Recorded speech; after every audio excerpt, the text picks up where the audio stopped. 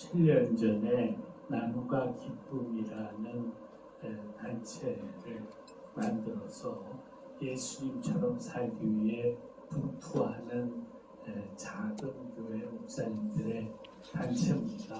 그 활동을 쭉 해오다가 그 단체 안에서 여러 가지 분란이 생기면서 제가 자세한 얘기는 생략하겠습니다만은 사랑의 나눔이 다시 새 출발을 하게 됐습니다. 그래서 저는 사랑의 나눔의 이야기부터 해야 되겠는데요. 사랑의 나눔이 새 출발을 하게 된 이유는 왜 그러냐면 지금 한국 교회가 지금 세상 사람들의 존경을 받지 못하고 있기 때문입니다. 제가 여태까지 살아오면서 지금처럼 기독교가 세상 사람들의 존경을 받지 못한 적이 없었다.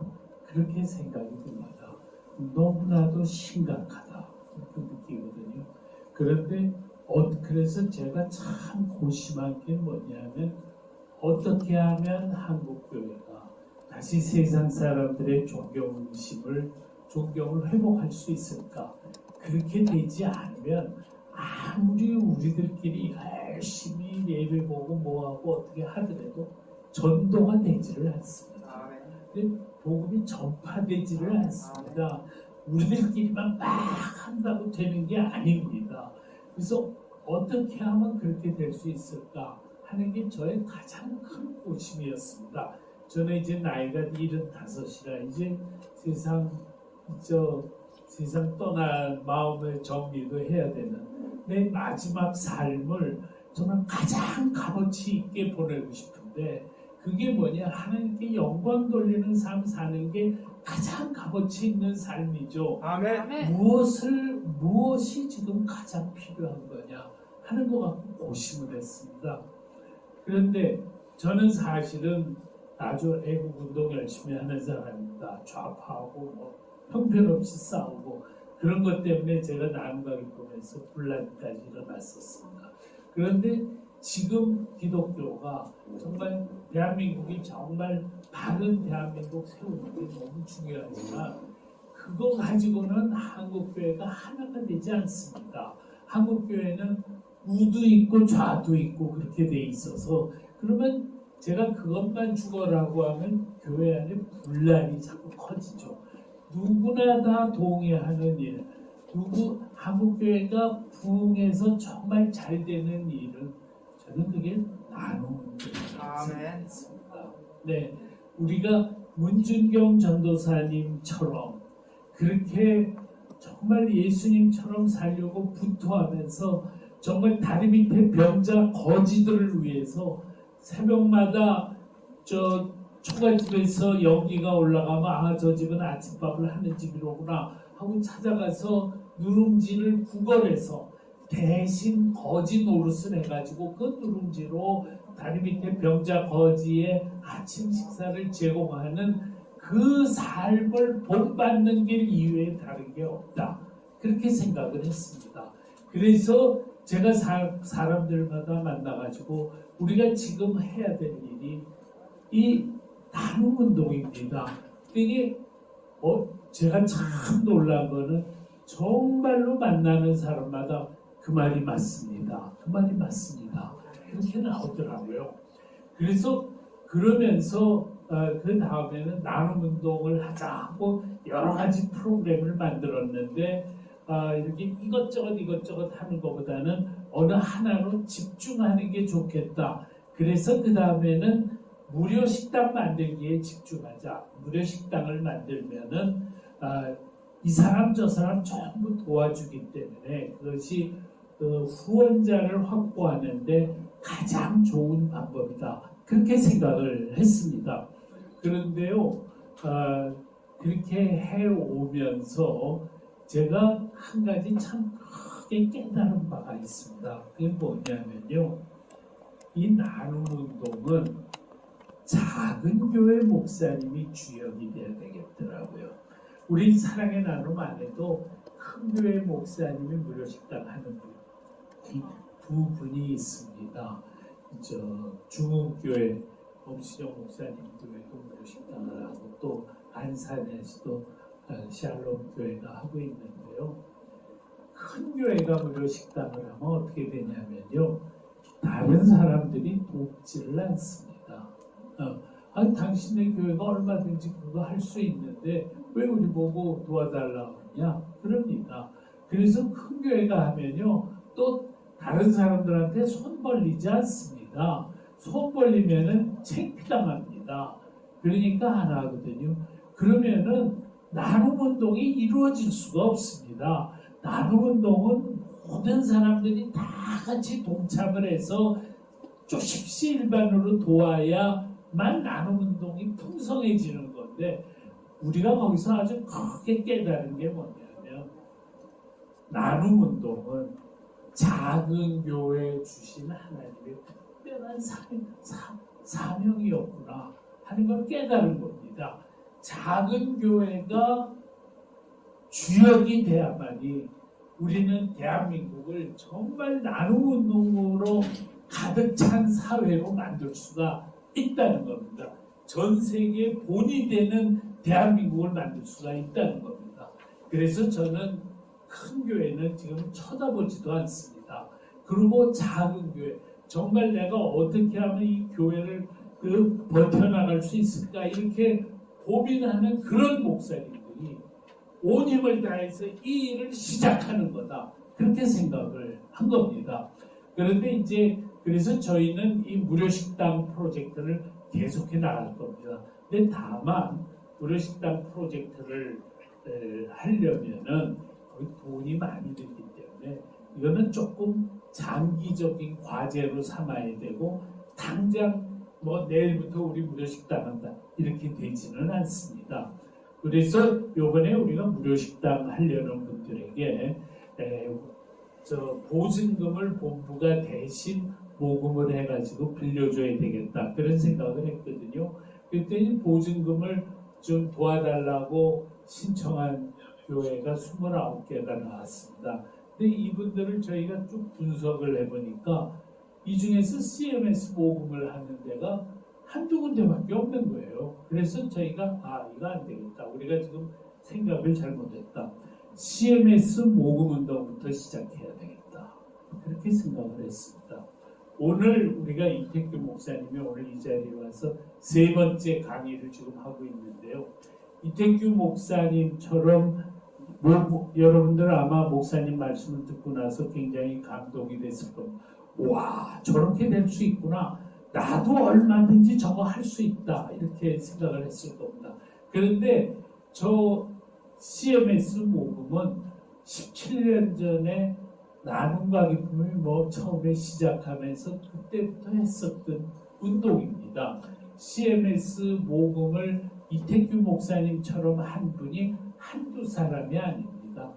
과거 나눔과 기쁨 시절에 거의 한 70명, 80명 정도가 될 겁니다. 전국적으로 이택규 목사님보다 좀 적게 하신 분도 있고 더 많이 하신 분도 있고 말하자면은 CMS 모금 운동은 이것이 가장 초보적으로 시작해야 되는 프로그램이다 라고 하는 것은 이미 완전히 입증이 된 사안입니다.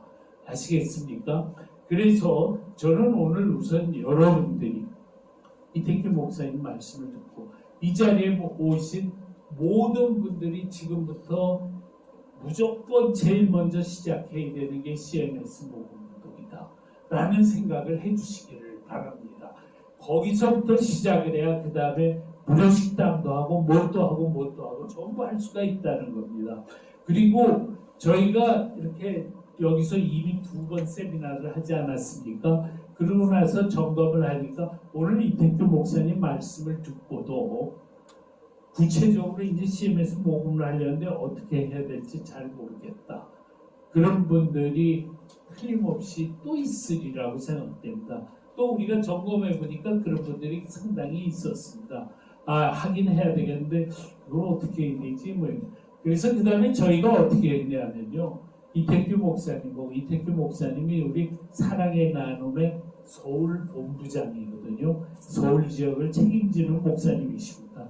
제가 이태규 목사님한테 무슨 말씀을 드렸냐면 서울 본부장 자리는 우리 이성국 목사님한테 넘겼으면 좋겠습니다.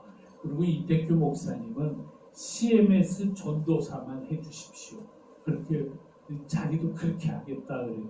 무슨 말씀이냐면 여러분들은 CMS 모금을 열심히 하려고 그러는데 지금 아무래도 좀 더 좀 도움이 필요하다. 그러면 이태규 목사님하고 연락하면 이태규 목사님이 여러분들을 찾아가실 겁니다. 찾아가서 구체적으로 상담하고 도와주고 이렇게 하세요, 이렇게 하세요. 그렇게 할 수 있으리라고 생각합니다. 저도 제가 이제 하는 일이 많으니까 CMS 모금을 안 했는데 제가 고심하다가 나도 CMS 모금을 해야 되겠다. 현재는 제가 CMS 이제 시작을 했거든요. 18만 원까지 해서 월 18만 원을 했습니다. 저는 이걸 갖고서는 이제 저는 한 200만 원까지 어떻게든지 올리려고 합니다. 200만 원 올리고 나야 제가 구로구에서 무료 식당을 그 돈으로 시작할 수가 있습니다. 그래서 그렇게 하려고 하니까 여러분들은 우선 그런 생각을 해주시기를 바랍니다. 그런데 저희가 지금 현재 사랑의 나눔이 가장 역점을 두고 있는 것이 한 3가지가 되는데 하나가 무료 식당이고 또 하나가 CMS 모금입니다. 그 다음에 3번째로 위기의 전화라고 하는 것이 있습니다. 이 위기의 전화 프로그램은요, 이거는 과거부터 옛날 전에 제가 사랑의 나눔의 나눔과 기쁨의 이사장 시절부터 꼭 하고 싶었던 그런 프로그램이었습니다. 그건 뭐냐면 선한 사마리아인 비유 있지 않습니까?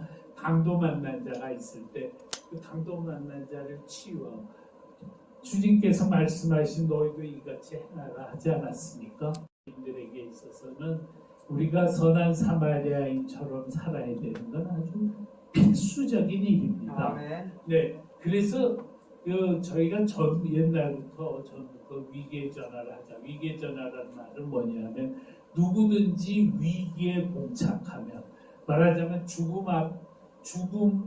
죽음을 고민할 정도로 위기적인 상황에 빠지면은 그것이 건강상의 이유든 법적인 이유든 경제적인 이유든 아니면 가정적인 이유든 뭐든 간에 그런 중대 위기 상황 죽음 앞에 서게 되면은 그거는 영적인 눈으로 보면은 하나님께서 하나님을 만날 수 있는 기회를 주신 거다.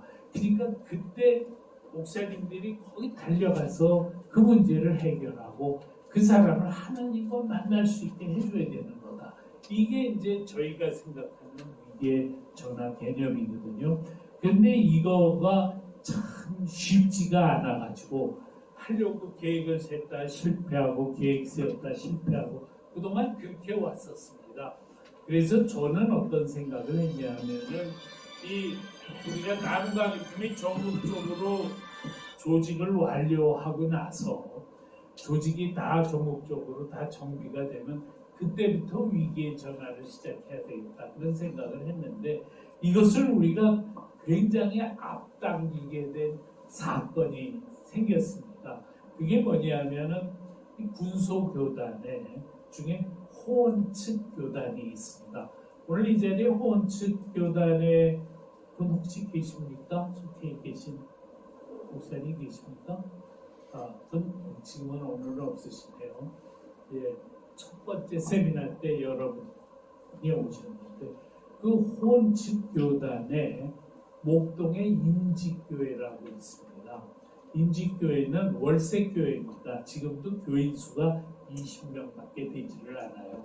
그런데 그 교회에 조선족 동포 여성이 교인으로서 열심히 다니고 있었는데 이분이 투석 환자가 됐습니다.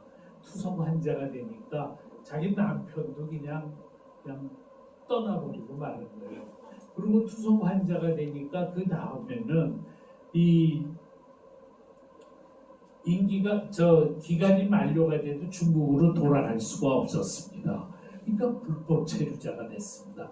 불법 체류자가 되니까 의료보험이 없어졌습니다. 의료보험이 없어지면은 한 달에 투석 비용만 150만 원이 듭니다.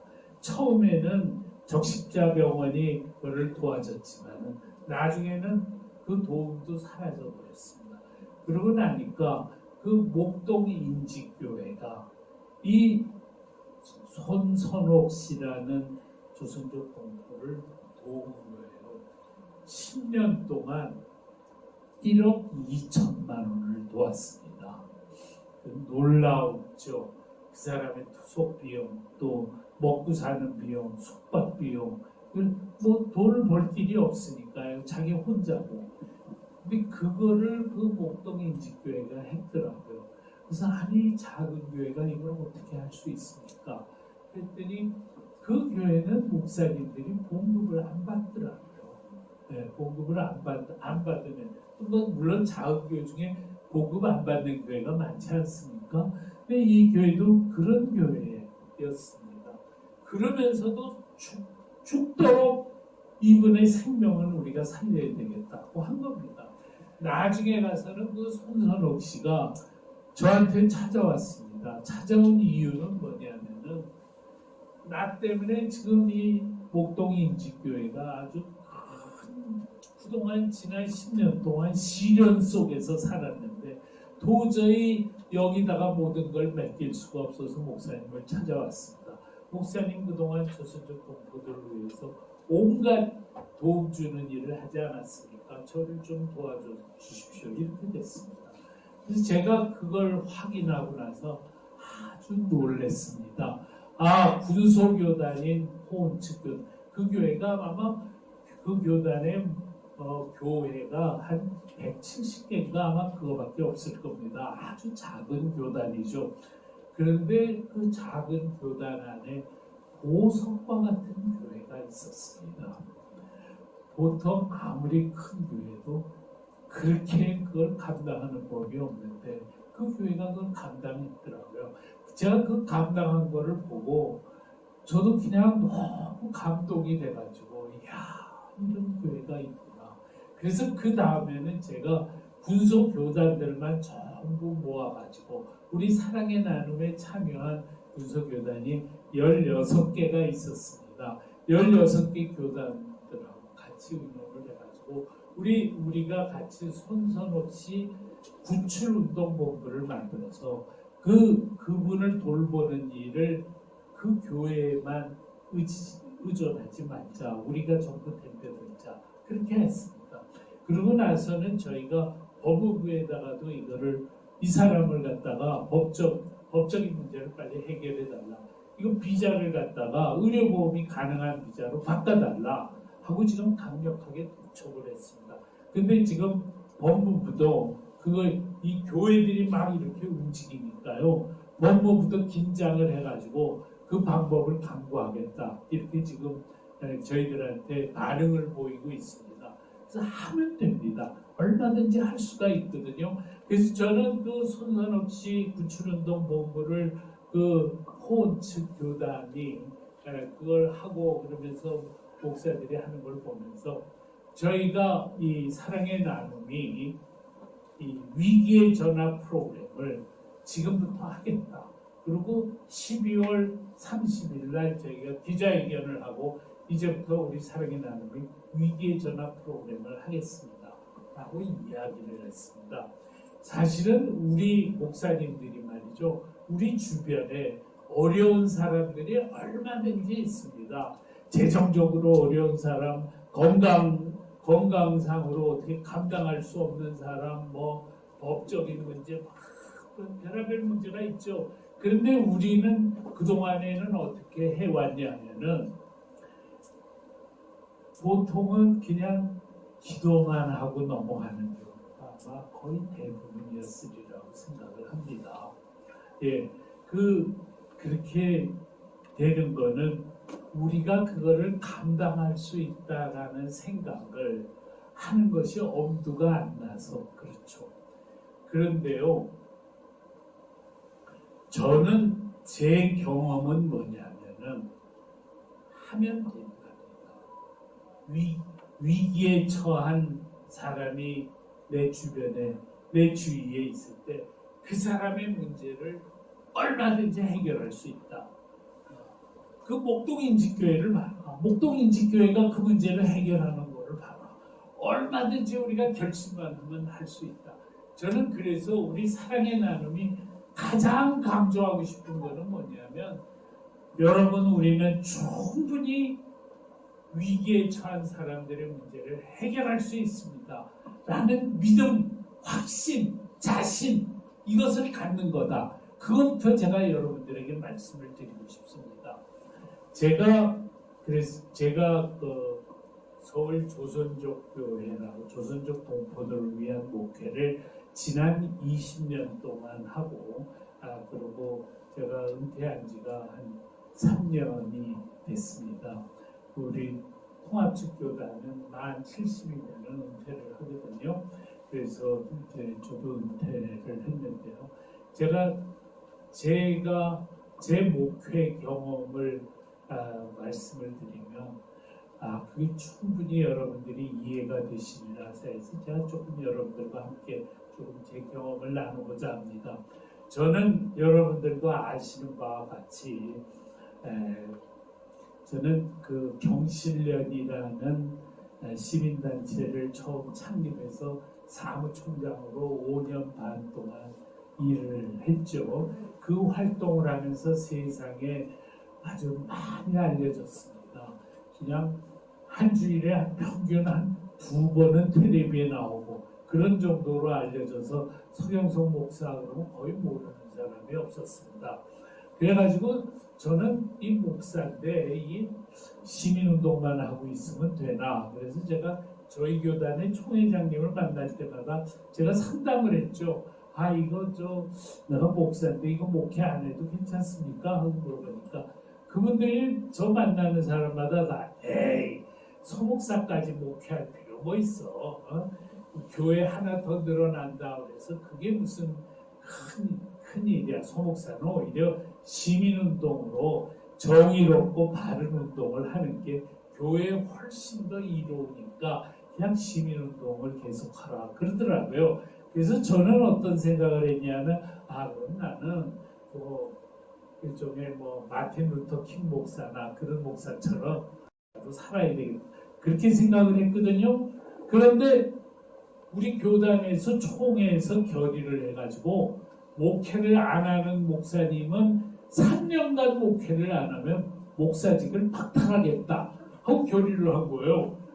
그러니까 저는 아주 큰 일이 생긴 거죠.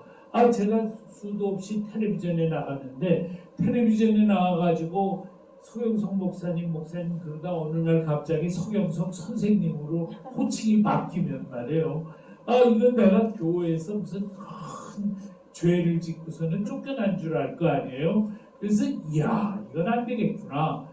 어떻게 쓰는지 내가 목회를 해야 되겠구나. 그래서 주중에는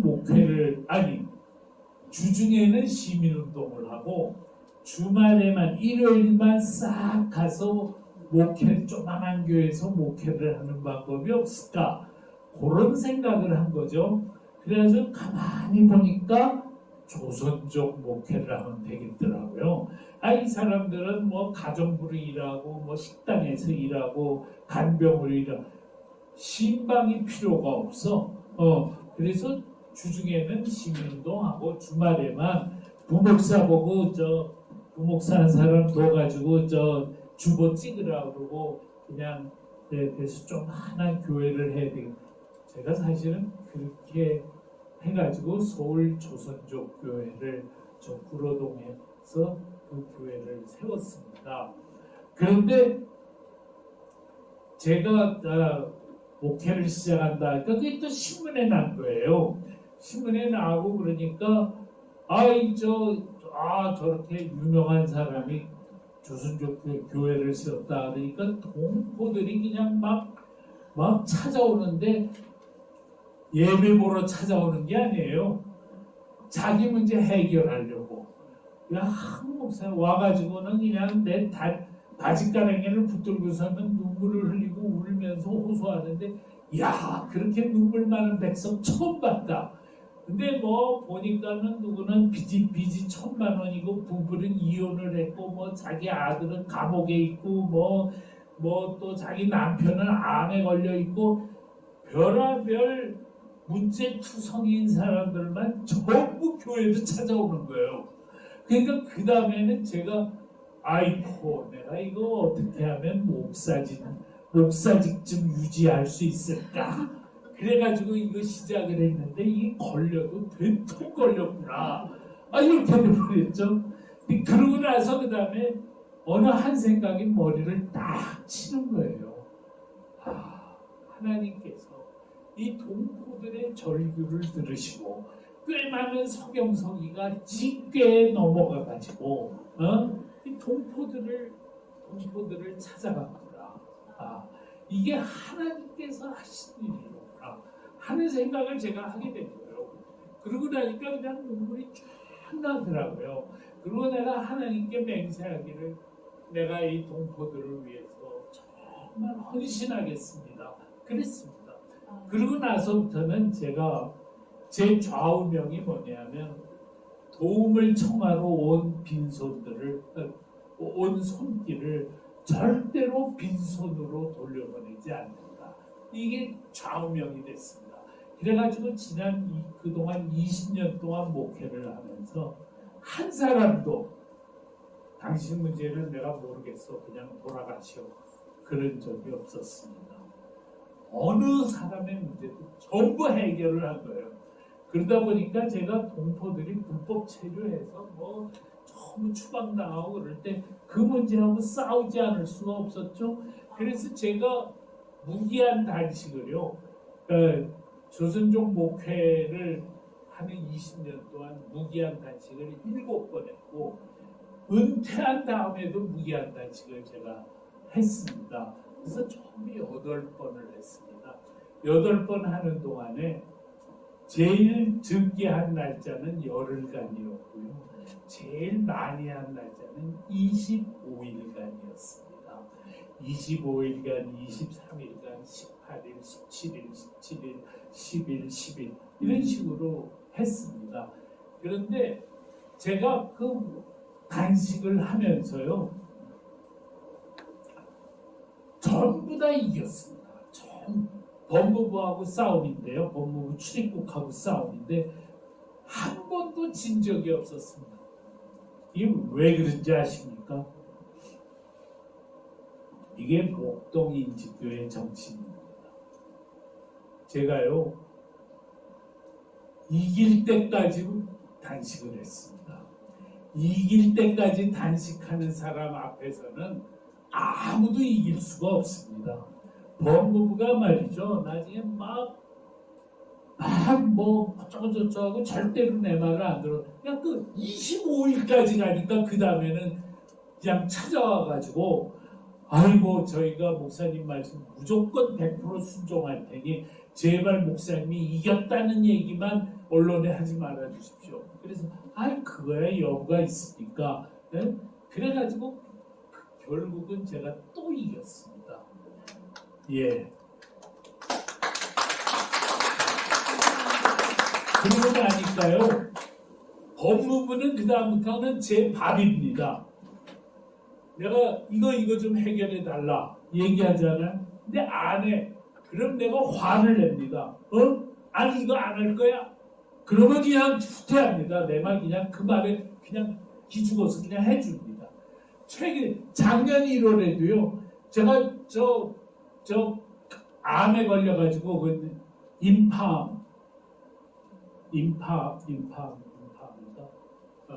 그 암에 걸려가지고 70살 노인이 암에 걸렸는데 이 의료보험이 안 되는 거예요.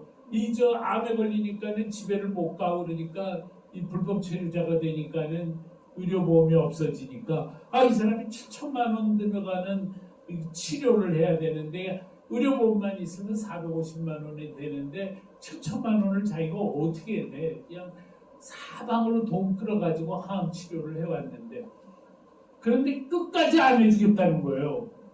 내가 의료보험이 가능한 비자로 바꿔달라 그러는데 안 하는 거예요.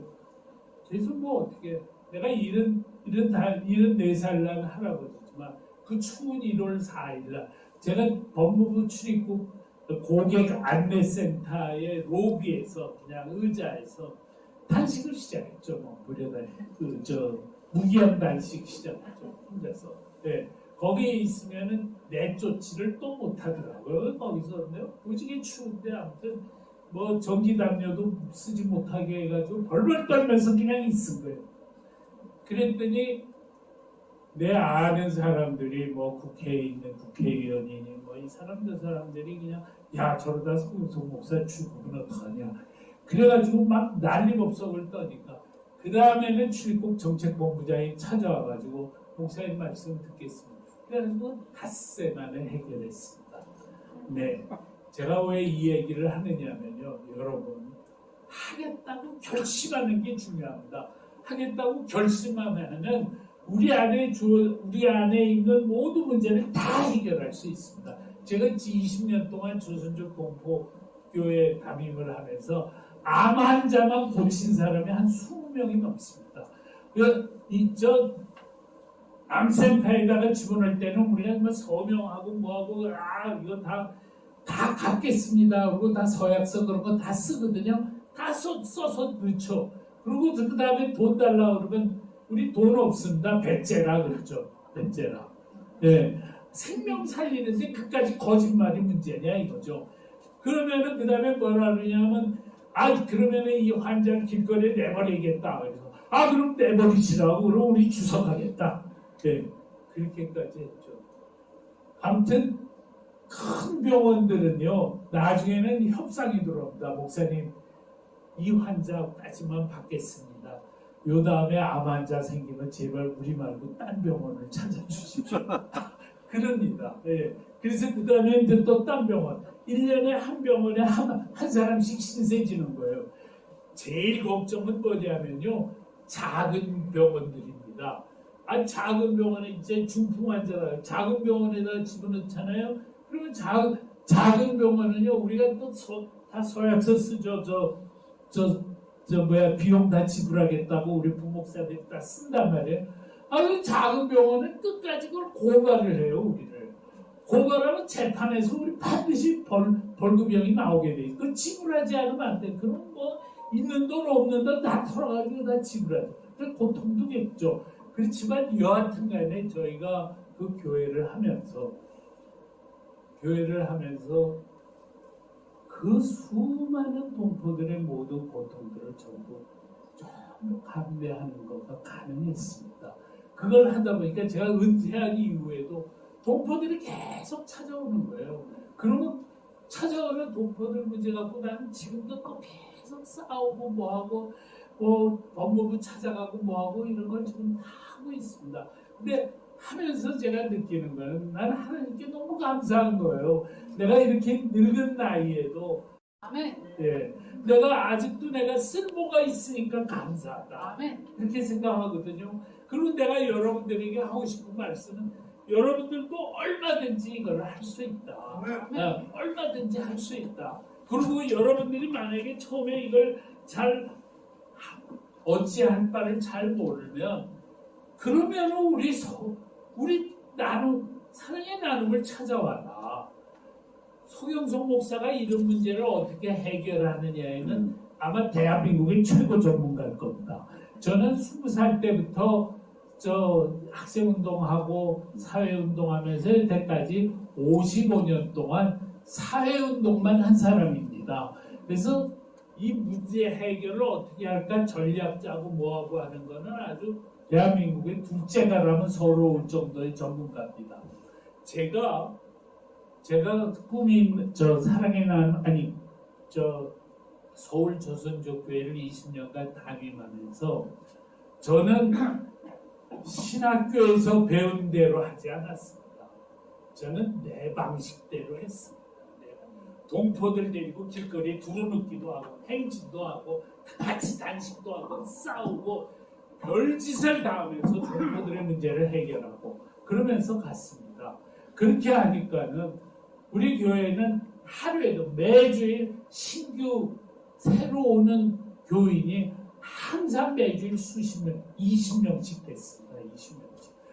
동포치고 우리 교회를 거쳐가지 않은 사람이 없었습니다. 그런 정도거든요. 나는 그래서 사실은 신학교가 교육을 신학생 교육을 너무 잘못 시키고 싶다. 전도하는 것만 가르치고 예배 보는 것만 가르치고 하지 어떻게 하면 선한 사마리아인이 될 수 있는가 하는 전략이라든가 이런 거는 하나도 가르치지를 않았다. 그래서 사실은 우리 저 목사님들은요 한편으로 전도자가 되어있지만 다른 한편으로 사회운동가가 돼야 된다는 겁니다.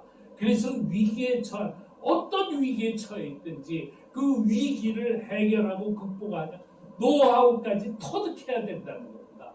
그래서 저는 제가 여러분들에게 우리 사랑의 나눔이 여러분들을 돕고 싶은 거가 뭐냐면 그 노하우를 같이 도와드리겠다. 같이 해결해 나가자 그겁니다.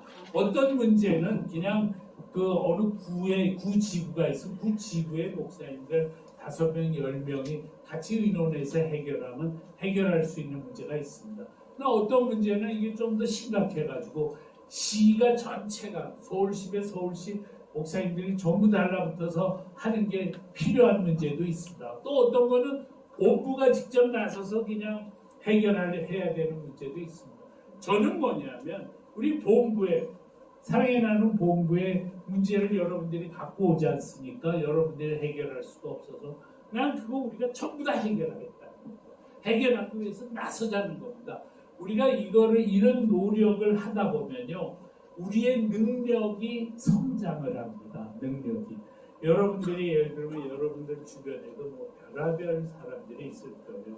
경제적인 어려움도 있을 거고 건강이 아주 형편없는데 어떻게 치료를 못하고 있는 사람도 있고 뭐 별의별 어려움이 있을 텐데 어떤 거는 그냥 정부하고 싸워야 되는 문제도 있을 수 있고 뭐든지 좋습니다.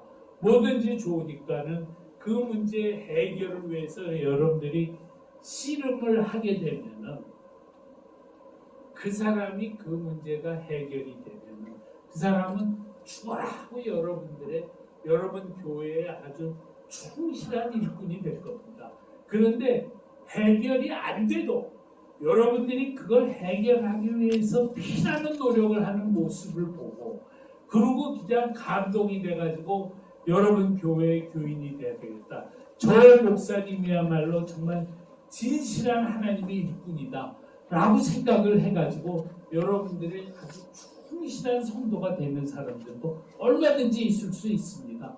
그리고 그 사람들이 여러분들을 사방으로 선전할 겁니다. 우리 교회 목사님은 진짜 목사입니다. 진짜 사랑이 아주 절실하게 넘치는 목사입니다. 그렇게 선전. 여러분들의 교회는 반드시 부흥하지 않을 수가 없습니다. 근데 우리가 뭐 부흥이 목적이어서가 아니라 우리가 그렇게 사는 게 주님으로부터 우리가 받은 사명이기 때문에 그렇습니다. 우리는 그렇게 살지 않으면 안 된다. 이렇게 생각을 하는 거거든요. 그리고 한 사람 그 문제가 무슨 문제든지 그 문제를 해결하려고 나서다 보면은 자기의 해결 능력이 커집니다. 커집니다. 예를 들면 이 정부 기관에서요 동사무소 주민센터나 혹은 구청이나 이런 데도 정말 어려운 사람들을 돌보기 위한 프로그램이 있습니다.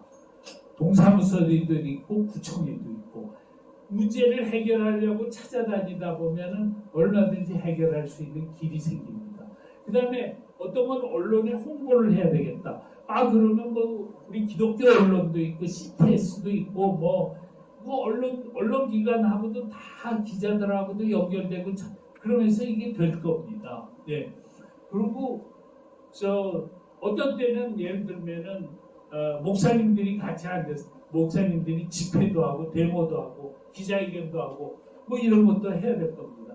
그래서 큰 교회가요 작은 교회가 이런 문제를 갖고 도와달라고 요청을 하면은 거의 10개 교회면 9개 교회가 다 도와줍니다. 그걸 외면하지를 않습니다. 큰 교회는요 자기 교회의 체면 유지가 중요하거든요. 막 이렇게 요청하는데 이걸 전혀 안 하면은 그럼 나중에 우리가 욕먹는다. 그래가지고 그래서 다 반응을 보이게 돼 있습니다. 그러다 보면 여러분들이 해결 능력이 커지는 겁니다. 그 다음에 뿐만 아니라 우리 사랑의 나눔 조직도 가만히 있지를 않습니다. 그 문제를 보고 야 저거는 말이야 우리가 전부 집회를 해야 된다. 그러면 사랑의 나눔이 전부 모이자. 그래가지고 그 집회를 할 수가 있습니다. 목사님들이 그래가지고 막 50명이고 100명이 모여서 하면 꼭 굉장한 뉴스감입니다. 언론도 그렇고 정치인들도 그렇고 외면할 수가 없습니다. 그러면은 기독교가 정말 저렇게 어렵고 외롭고 억울한 사람들을 위해서 저렇게 헌신적으로 나서는구나 하는 걸 보여줘야 됩니다. 그런 거는 큰 교회는 할 수가 없습니다. 큰 교회는 체면이 있어서 그런 거 안 합니다. 그런 거는 바로 우리가 해야 할 일입니다. 나는 이런 일들을 우리가 해내는 그런 세력이 우리가 되자는 겁니다. 사랑의 나눔이 지금 한국 교회가 말이죠. 여태까지 한국 교회를 이끌어온 사람들은 전부 큰 교회들입니다. 큰 교회가 앞장서서 어떤 일이 생기느냐? 개교회주의입니다. 개교회주의. 자기네 교회 체면, 자기네 교회 염치 그거밖에 생각이 없습니다. 다른 문제에는 관심이 없습니다. 체면 유지에만 관심이 있습니다. 그렇게 해서는 절대로 한국교회는 부흥하지 않습니다. 한국교회가 부흥하는 길은 문준경 전도사님을 따르는 길밖에 없습니다. 문준경 전도사님은 작은 교회만 따라가게 돼 있습니다. 큰 교회들은 다 재정적으로 괜찮고 여유 이렇게 다 되지 않습니까? 힘도 있고 능력도 있고 항상 편안한 게 큰 교회입니다. 네. 교회가 이게 과연 존재할까 존재 못할까 내가 이렇게 교회 목회하기가 힘들어서 어떡하냐 그거를 나쁘게만 보시면 안 됩니다. 그거는 뭐냐면 하나님께서 여러분들에게 새로운 돌파구를 향해서 가라 하기 위해서 그런 환경을 주신 겁니다. 그런 환경이 여러분들로 하여금 새로운 역사를 만드는 결단을 하게 만드는 겁니다. 그래서 그것을 사랑의 나눔에서 그거를 같이 하자는 겁니다. 여러분. 아시겠습니까? 네. 제 말이 맞습니까? 네. 저는 그래서요. 이제부터 우리가 할 일은 한국교회의 새로운 역사를 쓰는 겁니다. 저는 그래서 제 남은 삶을 정말로 작은 교회 목사님들에게 한국교회를 부흥시킬 주역은 바로 당신들입니다. 라고 하는 것을 일깨우는 일에 내가 남은 시간을 소비하고 싶습니다. 예. 그리고 그 교회들이 전부 그렇게 열심히 나서서 혼자 안 할 때는 같이 하고 연대해서 하고 그러면서 하다 보면은 주어진 어떤 문제도 다 해결할 수 있다. 정부가 만약에 잘못하면 정부하고 싸워서라도 그걸 해결해야 됩니다. 지금 말이죠. 복지제도 엉망진창이거든요. 그걸 제대로 정비하는 것도 우리가 해야 할 일입니다. 그래야 가난한 사람, 소외된 사람들에게 혜택이 바르게 가도록 만들 수 있거든요. 그것까지 우리가 지금 책임을 지면서 가야 된다. 저는 그렇게 생각합니다. 선한 사마리아인의 비유가 우리에게 주시는 깊은 뜻을 우리가 절대로 그거를 무시하거나 외면하면 안 된다. 라는 말씀을 제가 드리고 싶습니다. 그런데 최근에 말이죠. 우리 사랑의 나눔에 주어진 그게 뭐냐면은 존경받는 나라 만들기 국민운동 본부입니다. 제가 작년 10월에요.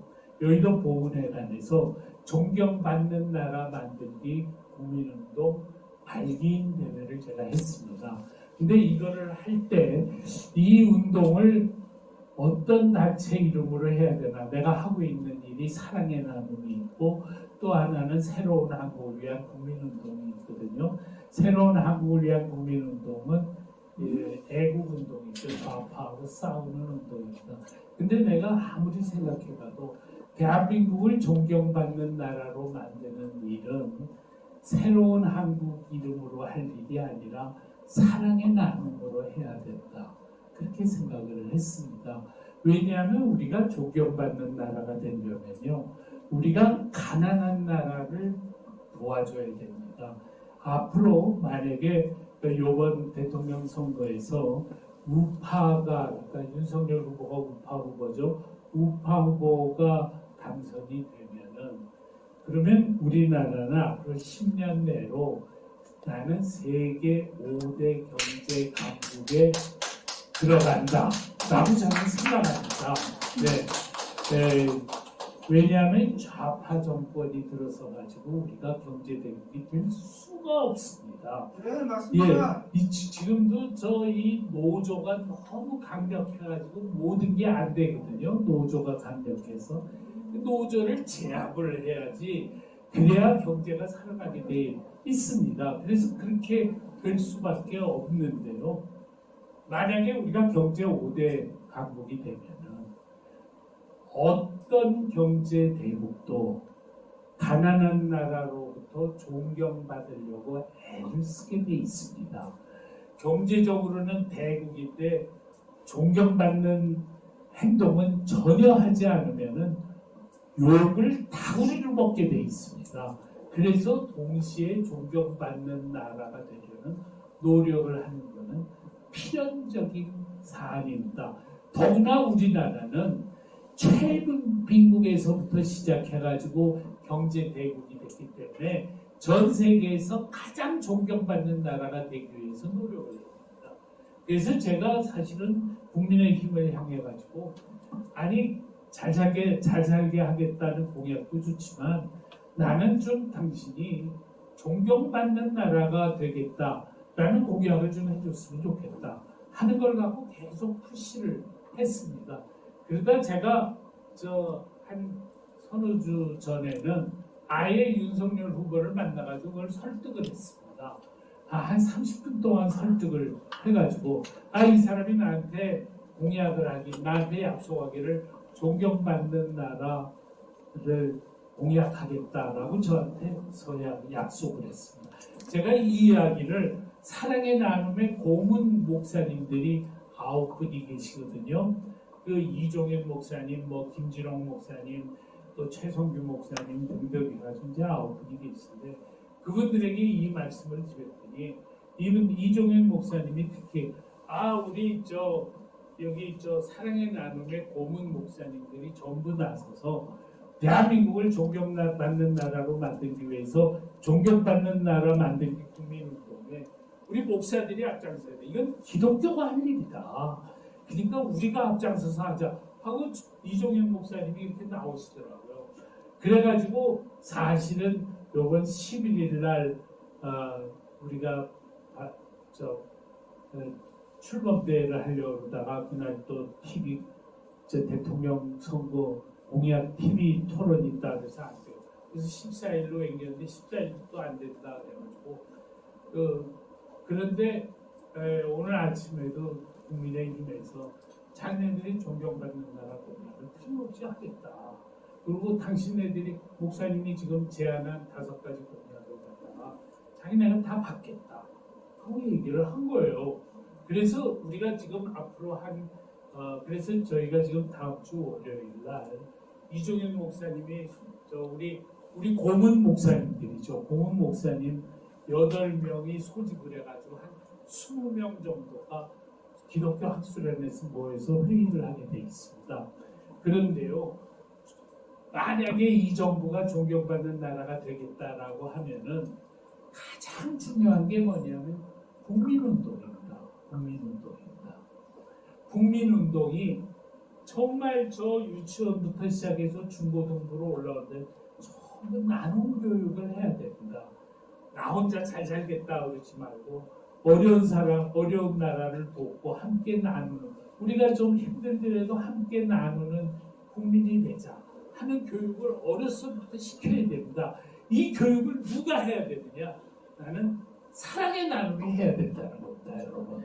여러분들께서 나눔 교육 강사가 돼가지고 전국을 누비면서 우리나라 국민들의 의식을 바꾸고, 그래야 우리나라가 전 세계에서 가장 존경받는 나라가 될 수 있다는 겁니다. 여러분들 동의하십니까?